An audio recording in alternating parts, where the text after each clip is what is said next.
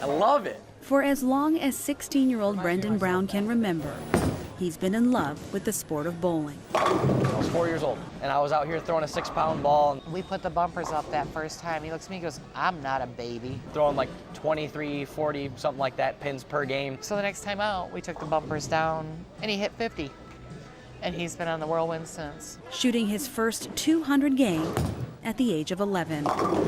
After that, I shot a 206, and then a 235, and then a 276, and then a 277 with 11 strikes in a row. And I was 14 when I did that. But in October of 2014, I started crying because I couldn't bowl. that all came crashing down.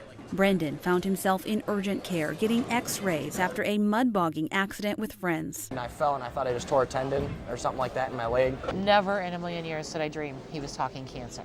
But an MRI confirmed it. Brendan had a tumor in his leg, chondroblastic osteosarcoma. Further testing revealed it was also in his lungs. It's a gut punch. It takes all the wind right out of you.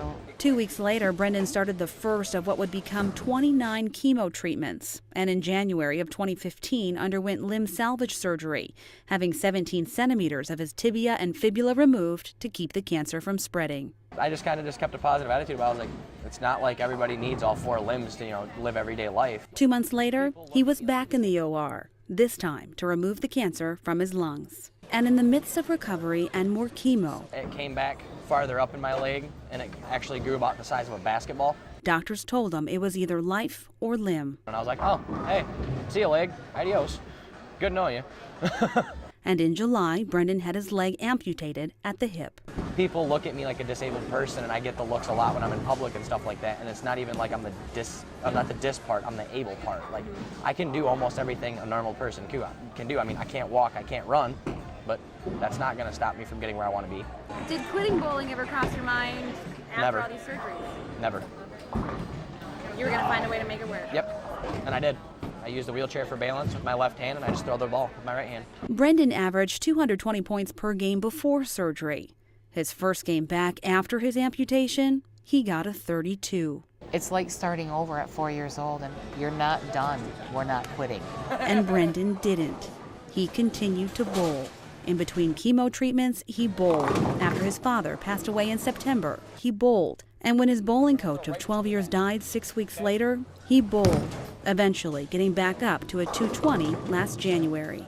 It was a great feeling. I mean, I was in the middle of the game, I was through a strike, and then 4 more, and I was like, hey, I'm doing all right. But now Brendan's gearing up for a different type of opponent, one that he's faced before and won, but one that certainly doesn't play by the rules. And you won't find him here in these lanes either. That's because at the end of January, Brendan found out that his cancer came back and is as aggressive as ever. Yeah, it's less than 6 months to live, and I'm like, oh, okay, might as well go live my life. I will die of a broken heart if I lose my boy. He's my world. Has been. That's all I've ever asked for was him, and I'm not going to give him up without a fight today. Scans showed the cancer came back in Brendan's lungs. 2 nodules quickly became 5, and they were growing exponentially. As long as we have each other, there's nothing we can't get through. He had surgery in early February to remove the upper lobe of his lung, and though his journey is far from over, through it all, he's somehow managed to remain positive.